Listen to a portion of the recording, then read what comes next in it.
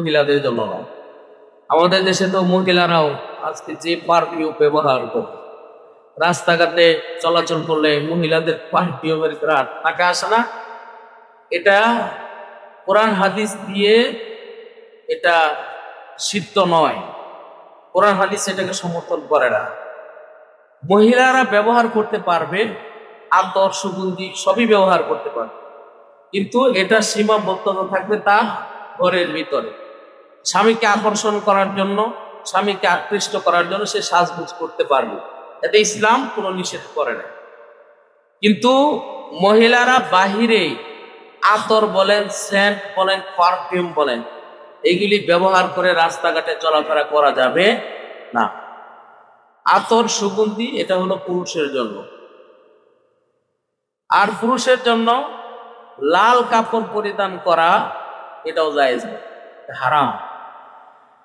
পুরুষের জন্য রেশমি কাপড় পরিধান করা এটাও কি হারাম। রেশমি কাপড় পরা যাবে। রেশমি কাপড় কোনটা? একেবারে পাতলা কাপড়। এই কাপড়গুলা পুরুষের জন্য হারাম। পুরুষের পায়ের নিচে, মানে টাকনুর নিচে, পায়ের যে টাকনু আছে এই টাকনুর নিচে পুরুষরা কাপড় পরিধান করতে পারবে না, হারাম। আর মহিলারা টাকনুর উপরে কাপড় পরিধান করতে পারবে না, হারাম। কিন্তু আমাদের দেশে সব সিস্টেম হয়ে গেছে উল্টা, তাই না? আমি সৌদি আরবে কয়েকদিন আগে আমি আসলাম, আমি দেখলাম অনেক বড় বড় এরাবিয়ান যারা আরবি মানুষ এমন জুব্বা পড়ছে একটা টাকনুর নিচে রাস্তা পর্যন্ত হিসরা যাইতেছে। এটা কিন্তু হারাম। পুরুষ কখনো টাকনুর নিচে কাপড় পরতে পারবে, আর মহিলারা টাকনুর উপরে কাপড় পরতে পারবে। আল্লাহ রাসূল সাল্লাল্লাহু আলাইহি ওয়াসাল্লাম কিয়ামতের কিছু আলামতের কথা বলছে। এই কিয়ামতের আলামতের মধ্যে একটা আলামত হলো পুরুষরা টাকনুর নিচে কাপড় পরিধান আর মহিলারা টাকনুর উপরে কাপড় ওঠা। দেখবেন না রাস্তাঘাটে অনেক মেয়েরা চলাফেরা করে, এখন এইরকম ডিজাইনের আসছে, কাপড় আসছে, টাকনুর উপরে পরে, অনেকে হাঁটুর নিচে পরে। এগুলি হারাম। আল্লাহ রাসূল সাল্লাল্লাহু আলাইহি সাল্লাম জাহান্নামীদের শাস্তির ব্যাপারে বলেছেন, এবং যখন মেরাজে গিয়েছেন তখন আল্লাহ রাসূল সাল্লাল্লাহু আলাইহি সাল্লাম নিজের চোখে অবলোকন করেছে যে জাহান্নামে কিছু মানুষদেরকে শাস্তি দেওয়া হচ্ছে। কি কারণে? পায়ের টাকনুর নিচে পুরুষরা কাপড় পরিধান করত, যার কারণে তাদের কঠিন শাস্তি দেওয়া হচ্ছে। এবং আল্লাহ রাসূল সাল্লাল্লাহু আলাইহি সাল্লাম আরো অনেক জাহান্নামীদেরকে দেখেছেন যে অনেক অধিকাংশ মহিলারাই জাহান্নামী হয়ে গেছে। কেন? স্বামীর প্রতি অকৃতজ্ঞ, স্বামীর প্রতি কৃতজ্ঞ না। স্বামী তাকে যতই দিচ্ছে, ভরণ পোষণ থেকে শুরু করে, কিন্তু তারপরে স্বামীর উপর সন্তুষ্ট না, বলতেছে না আমারে কম দিছে, আমাকে যতটুক দেওয়া দরকার ততটুক দেয় নাই। কিন্তু আল্লাহ রাসূল সাল্লাল্লাহু আলাইহি ওয়াসাল্লাম বিবিগণ, আমাদের মাগণ কত কষ্ট করছেন। তারা ইসলামের জন্য কতটুকু উদার ছিলেন, এটা যদি বাস্তবে আমরা ওই মক্কা মদিনায় না যাই তাইলে আমাদের এটা বোঝানো সম্ভব না, কত কষ্ট করছে। আমি আল্লাহর রহমতে জাবালে নূরের উপরে উঠছি, হেরা গুহা যেটাকে বলে। এই হেরা গুহা প্রায় 1000 ফিট উঁচু পাহাড়। এই পাহাড়ের উপরে এখন তো সিঁড়ি করে দিচ্ছে সরকার ওঠার জন্য। কিন্তু যখন আমাদের আম্মা যান খাদিজাতুল কুবরা রাদিয়াল্লাহু তাআলা আনহা, আল্লাহ রাসূল ওইখানে ধ্যানে মগ্ন থাকতেন, যে জায়গাটাতে কোরআন নাজিল হয়েছে, ওই হেরা গুহার ভিতরে আমার নবীজির জন্য খাবার নিয়ে আম্মা যান খাদিজাতুল কুবরা রাদিয়াল্লাহু তাআলা এই পাহাড়ের উপরে উঠতেন। ধরে বলুন না সুবহানাল্লাহ। আমাদের কাফেলাতে 31 জন আমরা ছিলাম। 31 জনের মধ্যে আমার মতো অনেক মানুষ অর্ধেক রাস্তা পর্যন্ত উঠে আবার ফেরত আসছে ভয়ে, পাহাড়ের উপর উঠতে পারে নাই। সিঁড়ি করে দেওয়ার পরে উঠতে পারেন। আর তৎকালীন সময়ে আমার আম্মা জান খাদিজাতুল কুবরা কিভাবে উঠছে, তাহলে তাদের ইমানের জোর আর আমাদের ইমানের জোর এটা কখনো এক হবে? এক হবে। সেজন্য সৎ লোক যারা, সত্যবাদী মানুষ যারা, তাদের সাথে যদি আপনি চলেন আপনার লাভ আছে। আর অসৎ লোকের সাথে যদি আপনি চলেন আপনার ক্ষতি আছে। এটাই আল্লাহ রাসূল সাল্লাল্লাহু আলাইহি ওয়াসাল্লাম হাদিসে বলেন যে সৎ লোকের সাথে চলার উদাহরণ হলো কাহামিলিল মিসকি, আতর বিক্রেতার মতো। একটা আতরের দোকানে যখন আপনি যাবেন, ভাই আতর কত টাকা, আপনার হাতে লাগাই দিল, এই গ্রামটা আপনি নিলেন, আপনার ফায়দা হল, আপনার শরীর থেকে একটা সুগন্ধি বের হল, কোনো ক্ষতি হবে না। আপনি আতর না নিলেও কোনো ক্ষতি হবে না। কিন্তু একটা খারাপ লোকের সাথে যদি আপনি চলেন, আল্লাহ রাসূল সাল্লাল্লাহু আলাইহি ওয়াসাল্লাম বলেন ওয়ানাফিকিল কি, একটা খারাপ লোকের সাথে চলার উদাহরণ হলো, আমাদের দেশে কামারের দোকান আছে না, কামারের দোকান, কামারের দোকানে যখন ওই কয়লার ভিতরে লোহা দেয়, লোহা দিয়া যখন এইভাবে বাতাস করে, বাতাস করার পরে ওই লোহাটা কি হয়, আগুনের মতো লাল, লাল হওয়ার পরে ওইটাকে যখন কামার হাতুড়ি দিয়ে পিটায়, হাতুড়ি দিয়ে পিটায়, আগুনের পুরঙ্গা আসে এবং একটা দুর্গন্ধ আসে, লোহা পোড়ার একটা দুর্গন্ধ আসে। একটা আগুনের ফুলিঙ্গ যদি আপনার কাপড়ে লাগে, আগুন ধরে যেতে পারে, পারে না? যে কোনো মুহূর্তে আগুন ধরে আপনার কাপড় পুড়ে যেতে পারে, শরীরের একটা অংশ পুড়ে যেতে পারে, অথবা তাও যদি না হয় আপনার নাকে একটা খারাপ দুর্গন্ধ আপনি পাবেন। সেই জন্য আল্লাহ রাসূল বলে যে একটা খারাপ মানুষের কাছ থেকে তোমার ভালো কিছু পাওয়ার আশা নেই, শুধু খারাপই তুমি পাবে। সেই জন্য খারাপ মানুষের সাথে চলা যাবে না, এই ব্যাপারে আল্লাহ রাসূল সাল্লাল্লাহু আলাইহি ওয়াসাল্লাম কঠিন নিষেধাজ্ঞা করেছে।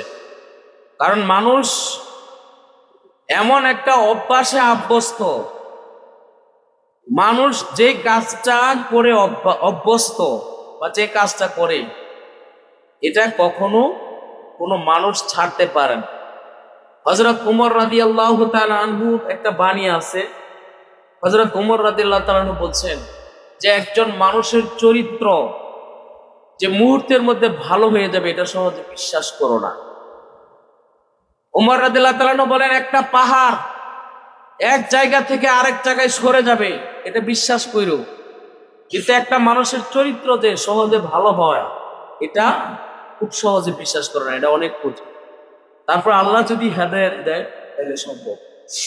আল্লাহ রাসূল সাল্লাল্লাহু আলাইহি ওয়াসাল্লাম অনেক সাহাবায়ে কেরামের জীবনী যদি আমরা খুঁজি, আমরা পাবো ইসলামের প্রথম যুগে অনেক খারাপ ছিল, ইসলামের প্রথম যুগে অনেক অত্যাচার করত, অত্যাচারী ছিল, কিন্তু পরবর্তীতে আল্লাহ রাসূল সাল্লাল্লাহু আলাইহি ওয়াসাল্লামের হাতে ইসলাম গ্রহণ করার কারণে আল্লাহ পাক তাদের অন্তরে হেদায়েতের নূর, হেদায়েতের আলো ঢেলে দিয়েছেন, যার কারণে তারা এই দুনিয়াতে আল্লাহর প্রিয় হয়ে গেছেন। জোরে বলুন না সুবহানাল্লাহ। সেই জন্য আল্লাহ রাসূল সাল্লাল্লাহু আলাইহি সাল্লাম বলেন যে তুমি সব সময় ভালো মানুষের সাথে চলাচল করো। একজন ব্যক্তি যদি তাহাজ্জুদ নামাজ আদায় করে, একজন ব্যক্তি যদি 5 ওয়াক্ত নামাজ সে সঠিকভাবে আদায় করে, একজন ব্যক্তি যদি সে আল্লাহর ভয় অন্তরে নিয়ে দুনিয়াতে তার জীবন অতিবাহিত করে, এরকম একটা লোকের কাছে একটা খারাপ মানুষও যদি চলে, ওই ব্যক্তির ভিতরেও একদিন না একদিন দেখবেন যে এই আমলের তাসির তার ভিতরেও আসছে। কথা বলে ঠিক না বেটি? কিন্তু আপনি তাহাজ্জুদ পূজারী মানুষ, আপনি 5 ওয়াক্ত নামাজ পড়নেওয়ালা একটা মানুষ, আপনি একটা মদখোরের সাথে চলেন, আপনি একটা গাঁজাখোরের সাথে চলেন, আপনি একটা জিনাখোরের সাথে চলেন, কিছুদিন চলেন দেখবেন যে অটোমেটিক আপনার ভিতরেও এই খারাপ কাজগুলি আপনার ভিতরেও এসে যাইতেছে। কথা বলেন ঠিক না বেটি? এটা বাস্তব কথা। সেই জন্য আল্লাহ রাসূল সাল্লাল্লাহু আলাইহি ওয়াসাল্লাম বলেন, তোমরা ভালো মানুষের সাথে সব সময় চলাচল করো, আল্লাহ ভীরু যারা, পরহেজগার যারা, নেক লোক যারা, এদের সুহবত তোমরা অবলম্বন করো। কারণ এই সকল মানুষগুলি এমন মানুষ যারা আল্লাহকে খুশি করেছেন, রাজি করেছেন। আল্লাহ তাআলাও তাদের উপর খুশি হয়েছে এবং রাজি হয়ে গেছে। জোরে বলুন না সুবহানাল্লাহ। এরকম একজন মহাপণ্ডিত এবং আল্লাহওয়ালা, যাকে আমরা বড় পীর আব্দুল কাদের জিলানী রহমাতুল্লাহি আলাইহি বলি। এই বড় পীর আব্দুল কাদের জিলানী রহমাতুল্লাহ আলাইহি আজকের এই দিনে রবিউল সানি মাসের 11 তারিখে, যে দিনটাকে আমরা বলি ফাতিহা ইয়াজদাহু, ফাতিহা ইয়াজদাহু উপলক্ষে বিভিন্ন দেশের মধ্যে সরকারি ছুটি ঘোষণা থাকে এবং আমাদের বাংলাদেশেও সরকারিভাবে ছুটি ঘোষণা করা হয়েছে। এই ফাতিহা ইয়াজদাহু হলো আজকের এই দিন, যে দিনে বড় পীর আব্দুল কাদের জিলানী রহমাতুল্লাহি আলাইহি আল্লাহ তাআলা এই পৃথিবীর ধরাধামে প্রেরণ করে আবার এই পৃথিবী থেকে উঠায় নিয়েছেন এবং তিনি এখন কবরের জগতে আছেন। সেজন্য আল্লাহর প্রিয় বান্দা যারা যেই দিন চলে যায় দুনিয়া থেকে, যেই দিন আল্লাহর প্রিয় বান্দারা চলে যায়, আল্লাহ রাসূলের হাদিসে আছে, অনেকে বলছেন এটা বড় বড় মনীষী যারা, তাদের কৌল যে একটা আলেমের মৃত্যুতে একটা জগতের মৃত্যু হয়। একটা আলেমের মৃত্যুতে কি হয়? একটা জগতের মৃত্যু।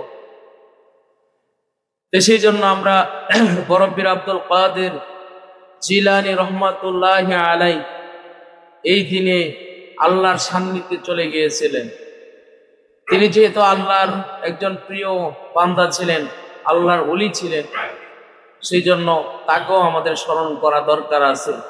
তাকেও স্মরণ করলেও আমাদের লাভ আছে। কারণ আল্লাহ রাসূল সাল্লাল্লাহু আলাইহি ওয়াসাল্লাম বলেন, আল আনবিয়া ও নবীগণ, এদের আলোচনা করা, জিক্রুল আনবিয়াই ইবাদা, নবীদের আলোচনা করা এটা হলো ইবাদত।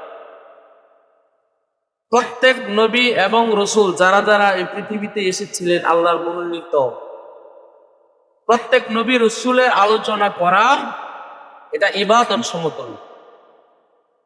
আর আল্লাহ রাসূল বলেন, ওয়াসিকরুস সলিহিনা কাফারা, আর আউলিয়া কেরাম যারা আল্লাহর প্রিয় বান্দা, যারা ওলিয়া তাদের স্মরণ করা এটা হলো গুনাহের কাফারা। আপনার আমার গুনাহ আছে, যদি আল্লাহর ওলিদের জীবন আদর্শ আপনি চর্চা করেন, আল্লাহর ওলিদেরকে আপনি স্মরণ করেন, আল্লাহ তাআলা আপনার আর আমার আমল নামা থেকে গুনাহগুলি আল্লাহ মাফ করে। সেগুলো না সুবহানাল্লাহ। সেই জন্য ওলি আল্লাহদের স্মরণ দরকার। আজকে আমরা ওলি আল্লাহদের স্মরণকে ভুলে গেছি, ওলি আল্লাহদেরকে আমরা স্মরণ করি না, আল্লাহ রাসূলের সাহাবায়ে কেরামদেরকে আমরা স্মরণ করি না। আল্লাহ রাসূলের অসংখ্য সাহাবায়ে কেরাম ছিল, লক্ষ সাহাবীকে নিয়ে আল্লাহ রাসূল সাল্লাল্লাহু আলাইহি ওয়াসাল্লাম জাবালে রহমতের উপরে, যেই পাহাড়টা হলো আরাফা ময়দানের পাশে, আল্লাহ রাসূল সাল্লাল্লাহু আলাইহি ওয়াসাল্লাম প্রায় 100 লক্ষ সাহাবীদের কিনে ওইখানে শেষ ভাষণটা দিয়েছেন। কি ভাষণ দিয়েছিলেন?